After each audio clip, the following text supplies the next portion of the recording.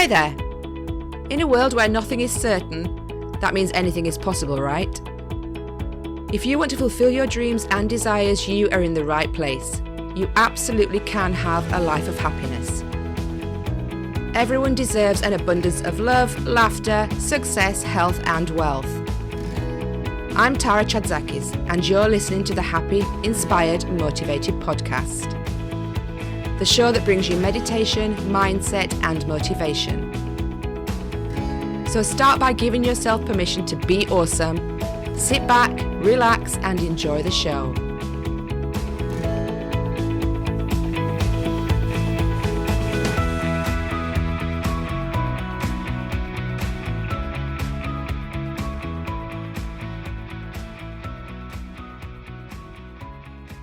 Hi, and welcome to this episode of Happy, Inspired, Motivated.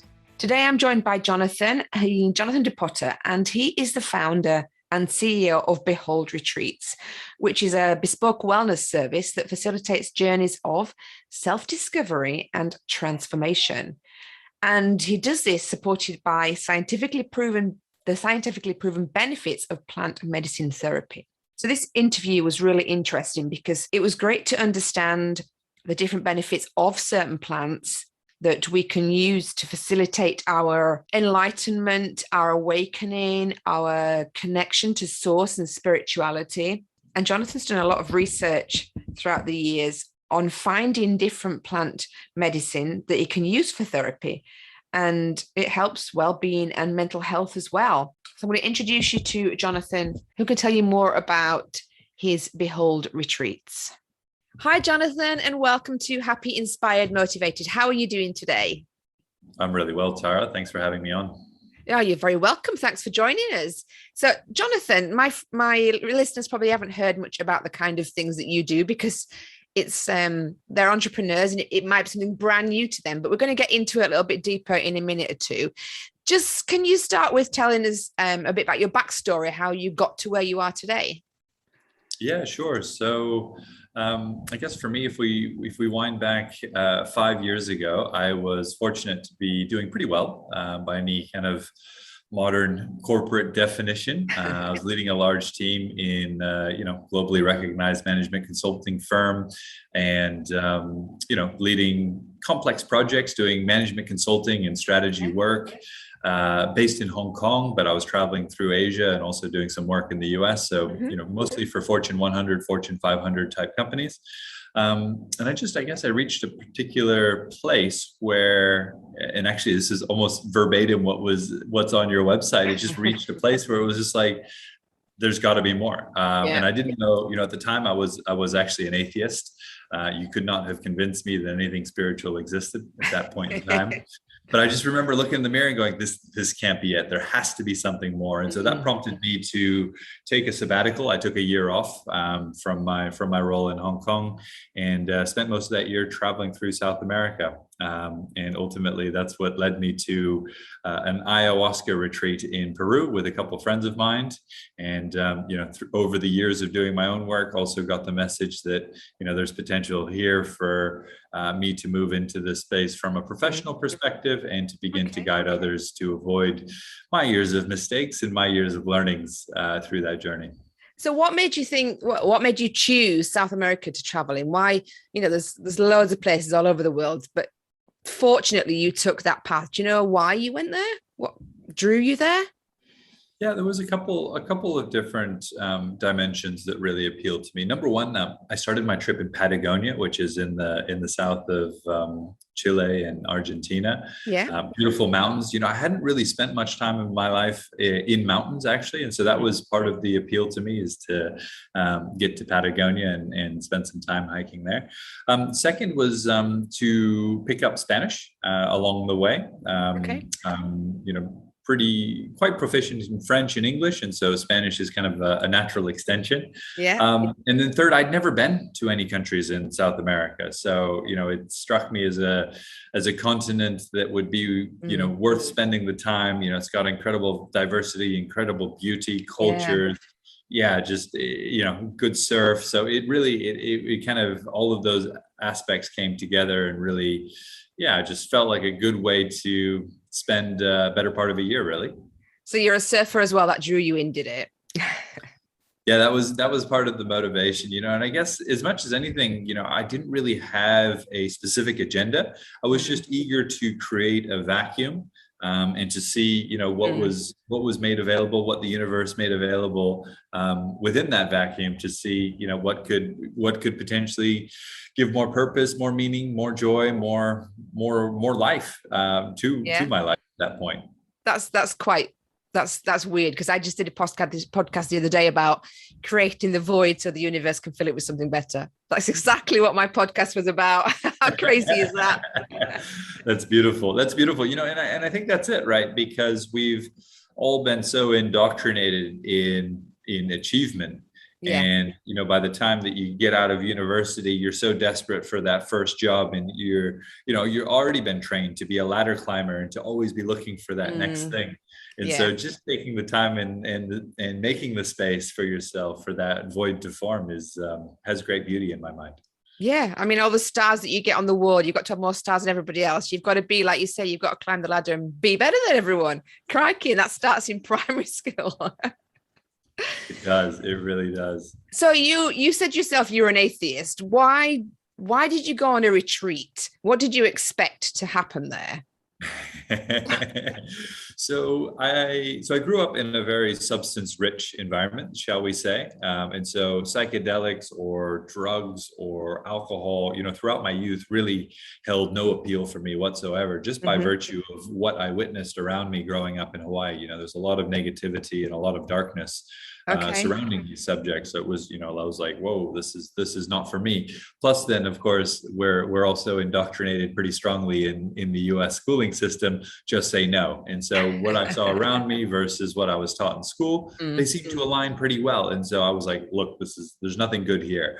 But subsequent to that, when I was probably 23, 24, a friend of mine went on a similar type of retreat for a month, actually. And she came back as a completely transformed individual, having let go a lot of her baggage and negativity and childhood trauma. And so she came back, she was organizing picnics and surf trips and rock climbing and all sorts of good stuff, just a different energy that she was bringing. So that kind of had stuck in the back of my mind. And so when a few friends offered to come and join me in Peru and proposed, hey, why don't we, consider participation in an ayahuasca retreat, that kind of...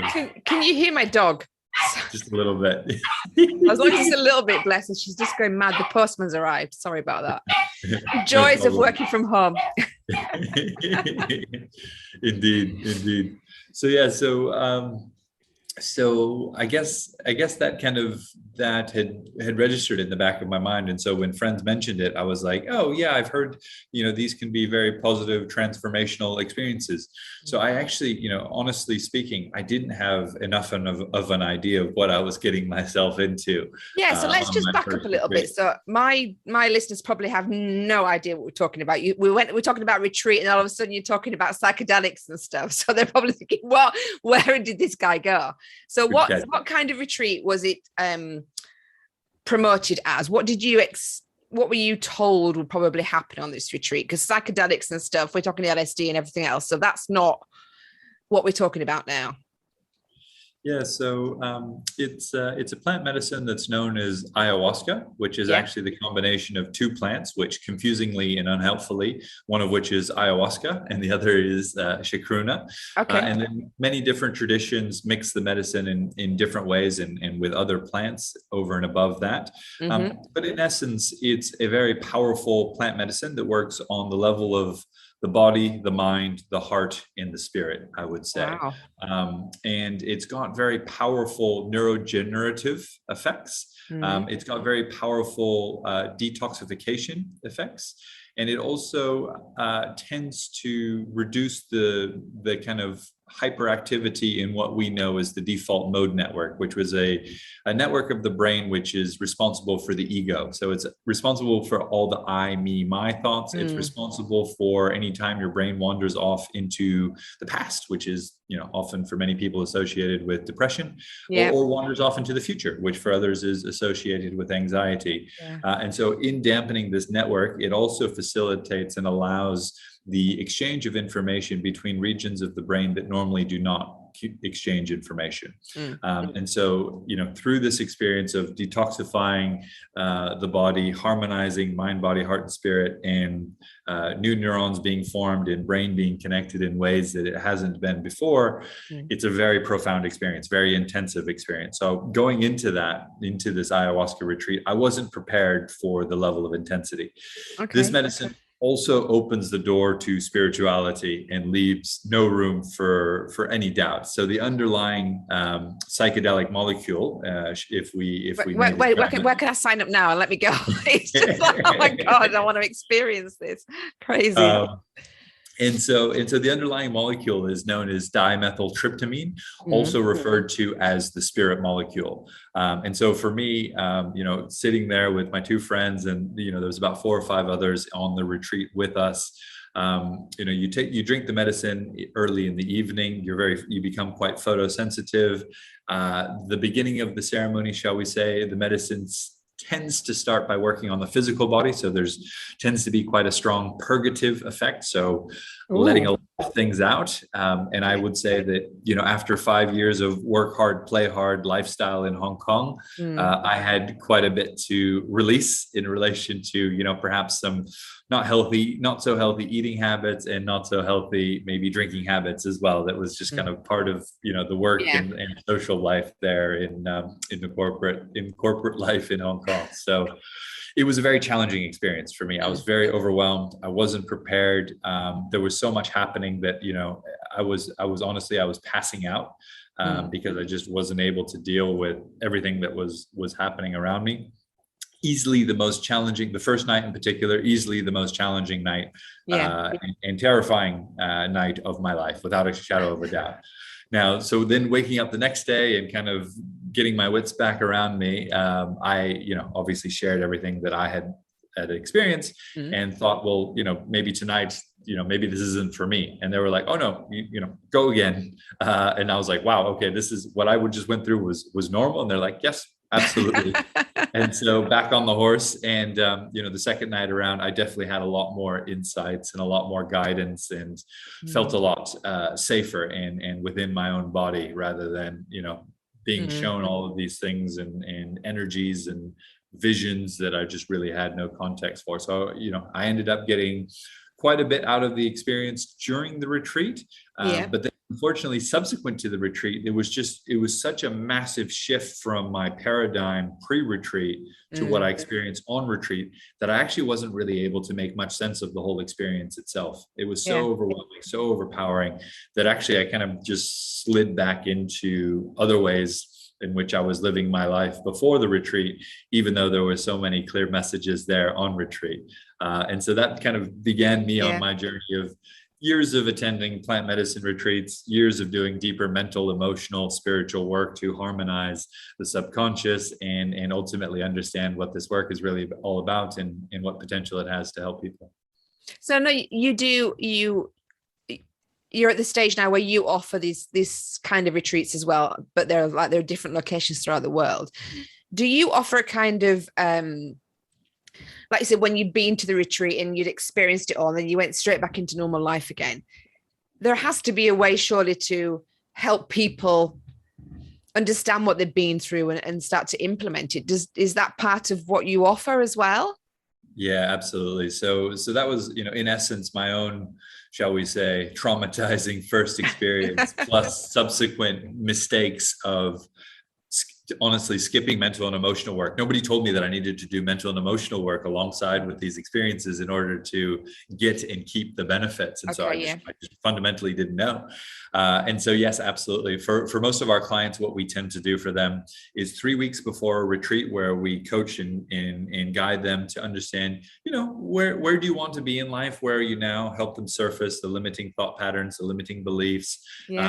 Maybe begin to think about, what lower level emotions might be trapped in their body, and then prepare them with tools for actually working with the plant medicine. So mental and emotional tools, so that when they step into the very powerful experiences with the plant medicine, they have some semblance of what they're actually trying to do on the retreat, versus me, who was just completely overwhelmed Yeah, in 12 different ways.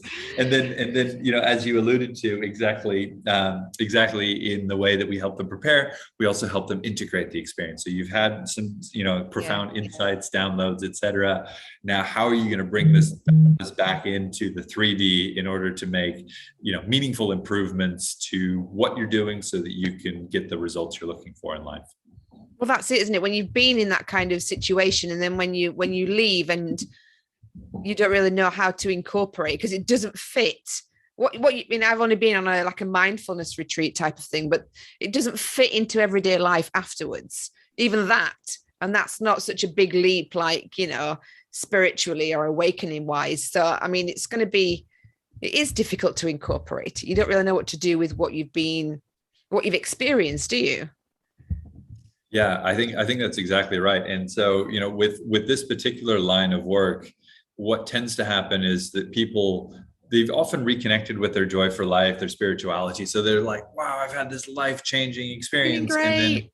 And then 2 months down the line, they're like, oh, everything's back to normal. I think I need another retreat. And so I was on that cycle for years of not doing the 3D work. And then thinking that I needed another retreat. And I think what you said is right, is that, I think it's super common, regardless of whether it's a plant medicine ayahuasca retreat or a mindfulness retreat or, a week long of Excel training, actually applying and implementing what we've learned back into the context that it might benefit us. That's when the work begins. Yeah, well, I've done Excel training as well, and I know nothing about Excel. I was really good in the training when I'm smashing it out, and now I'm like, I don't know what the hell I'm doing. Oh my God. It's exactly the same thing. So you've got different retreats. So I was just looking, you've got for example, Portugal. So it's got the name Bufo Retreat. And is it a different plant medicine? Are they all different plant medicines? Are they sort of native to where the retreat is? Yeah, so we predominantly work with 3 different medicines. We work with psilocybin, which is also known as magic mushrooms. Second to that, ayahuasca, which is what I mentioned before, which was my first retreat. And then the third is the one that you've just mentioned, which is Bufo, or 5-MeO-DMT, or also referred to as the toad. And that's a very powerful psychedelic. It's even recognized to be 4 to 6 times more powerful than ayahuasca. Wow. So it's a medicine that moves you within the space of 10 seconds. During a breakthrough experience, within 10 seconds, you experience full non-duality. So reality itself breaks apart in front of your eyes, and you are potentially moved into a state of oneness with the universe, where there is no you, there is no it, there is no time, there is no space, there is no anything that we're used to, referring to in 3D reality. And so when people experience that, it's kind of one analogy you hear quite a bit is, experiencing the universe from outside the matrix, the 3D matrix that we live in. It's a very profound experience, because people can then begin to engage in the game of life from a very different perspective, which is, from a very different understanding of what the universe is, what we are, and the relationship between those things. Yeah, it says it's toad venom. Is that what it is? Oh my goodness. It is indeed. Do we not have to do allergen tests before we do these? Am I allergic to toad venom? It's funny because the toad is more powerful than ayahuasca, but it's actually easier, because with ayahuasca, what tends to happen is there's this kind of if we skip the physical aspects for a second, there tends to be a negotiation between the higher self and the egoic self, right? And so we're trying to connect in with our higher self and let go of our lower self. But the lower self really wants to hang on. The ego really likes itself. It's a huge fan of itself. You'd never be a bigger fan. And so that whole negotiation process of actually surrendering your ego, you actually go through what is known as an ego death, where you actually believe in that moment that you are going to die, that this is it for you.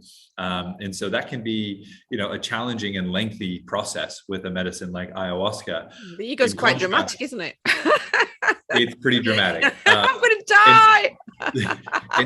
And actually, there's an event that I attended last year that the whole premise is around this, which is dying and living. And the whole idea is that you need to first have your quote unquote death here on earth before you start living your true life, your life that's aligned to living with less fear, I suppose. Because once you've been through that experience, it does help you recognize, that you are an eternal soul versus you're not the mind, you're not the body, you're not the identity, you're not the, taxes, you're not the, the stuff that you haven't done, all of those things that we worry about. And it allows one to engage in the world in a slightly different way. So if the plant-based one that you'd used was the higher self and the ego, so how is this one different again then? So what's the difference between those two?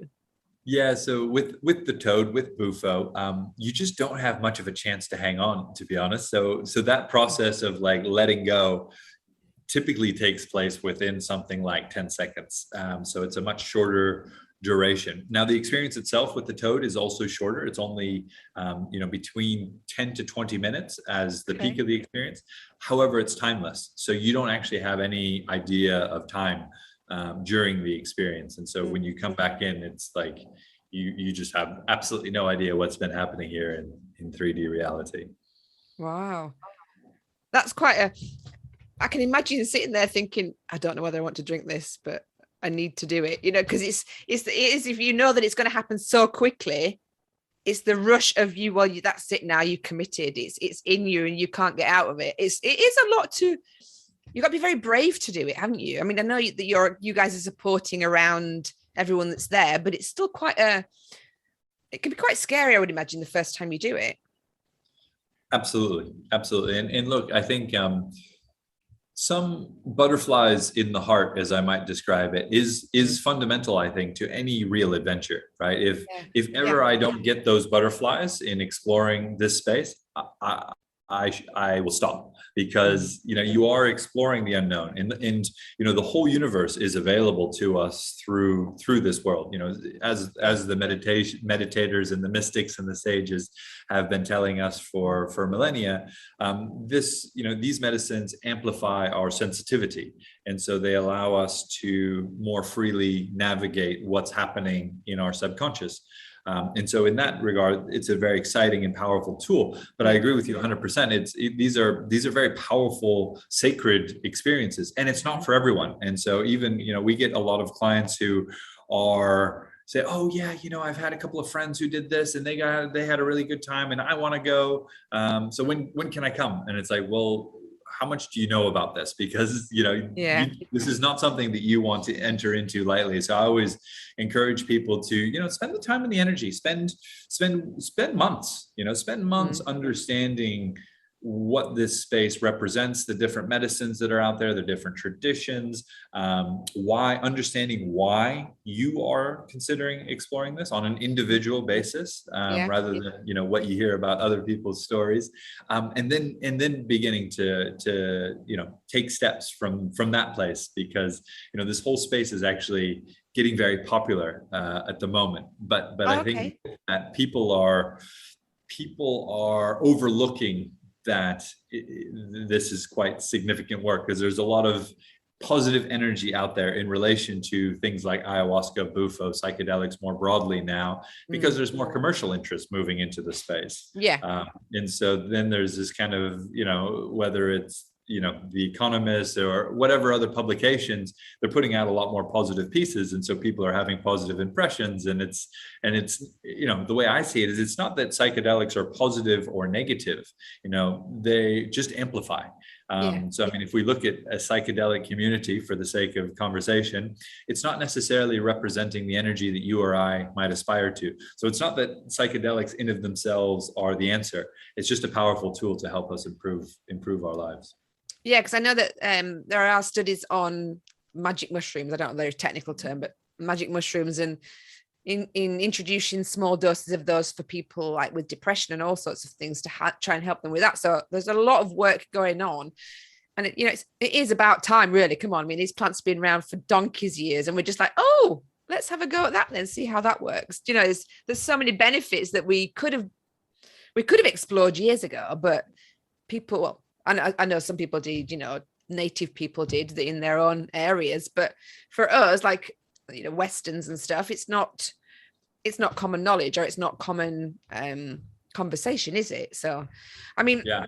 if somebody was going to do, for example, like you said, the buffer was really strong and quite powerful, would you recommend that somebody did one of the easier ones first, or does it not really matter? Yeah, it's a good question to ask. So it really depends upon the individual. Again, I always defer back to the individuals in their own research and understand, okay, from what you've read, what you've understood, what is it that you're drawn towards and why? So that's always the place that we start. And then, if there's some additional understanding or guidance that they may benefit from, then we try to bring that into the picture. So there's not so much, I would say, a right or wrong answer. There are a lot of people, one of our clients that is just coming to one of our retreats, he's Swiss, and he is very Swiss in the way that he approaches things. So he's had this very systematic build up to the different medicines kind of in order of intensity. But equally, some of my friends I've put straight into the direction of Bufo, because I know that they're of sound mind. I know that they have in particular, two that I'm thinking of, they have a meditation practice. So that also, provides a more solid foundation for exploring this work, which is super helpful. Like, it's almost, I don't want to say never, but like, it's super rare that I've ever heard of meditators having bad first experiences, because they are so already, kind of adept at harmonizing with the subconscious. And that can be, going straight to Bufo can be a really powerful experience. I often say to people, if you want to clear out some of the lower level stuff very quickly without having to go into the story and all of that, Bufo is a great medicine for that, because we all have many layers of shame, guilt, fear, grief, apathy, anger, envy, pride stuck in our emotional bodies. And so these medicines really do harmonize mind, body, heart, and spirit, and bring us up into a high vibration. And by doing so, surface a lot of these emotions that are keeping us at a lower vibration. And if there is to be one goal from this work, it's number one, to sustain a higher state of consciousness, which is reflected in the physical body in a vibration, right? So we're actually trying to raise the vibration of a person. And once all the pieces of a person are harmonized and working in vibration, the connections that emerge and deepen between mind, body, heart, and spirit, you can really begin to improve the quality of the human experience. So for some people, I say, look, you're in good shape. Go do a Bufo retreat, and then come back and do an ayahuasca retreat, which it can be more challenging, but you will have cleared out some of those lower level energies. Less purging, I guess. Less purging, exactly. Once you've got rid of some stuff anyway.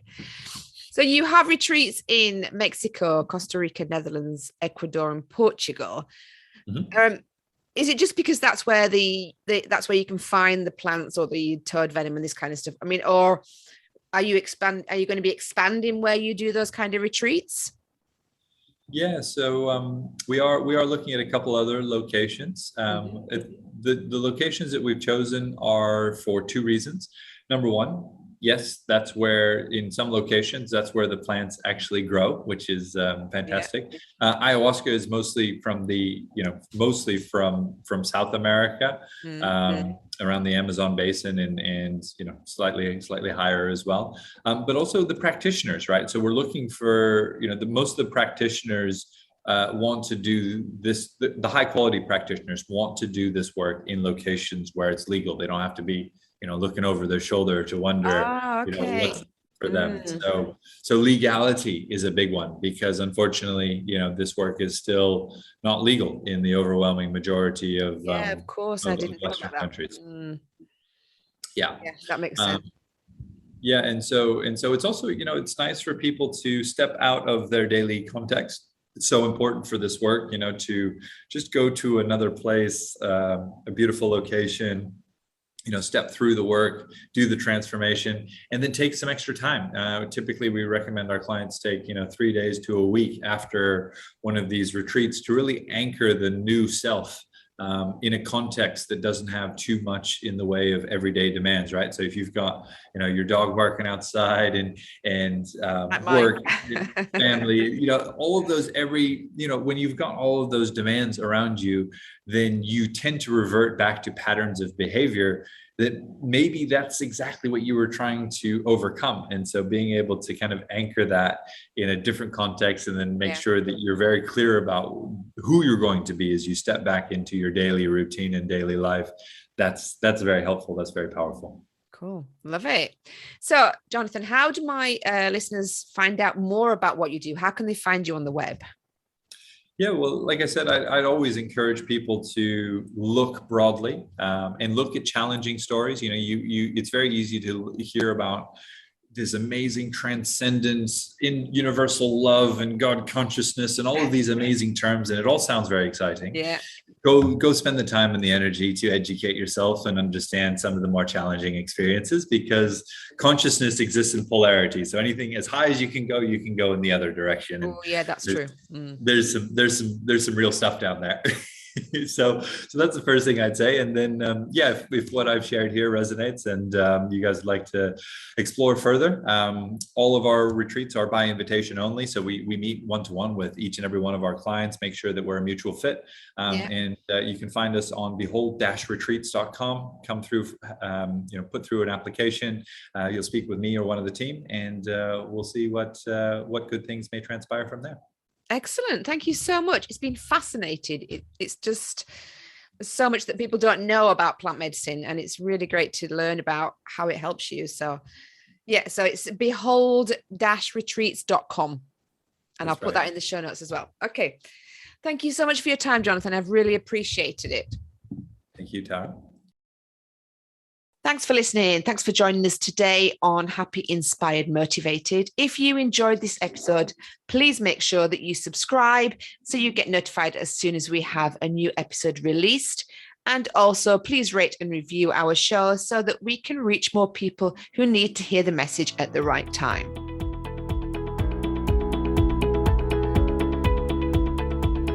Thank you for listening to the Happy, Inspired, Motivated podcast. I'll be back next week bringing more meditation, mindset, and motivation for your happy and successful life.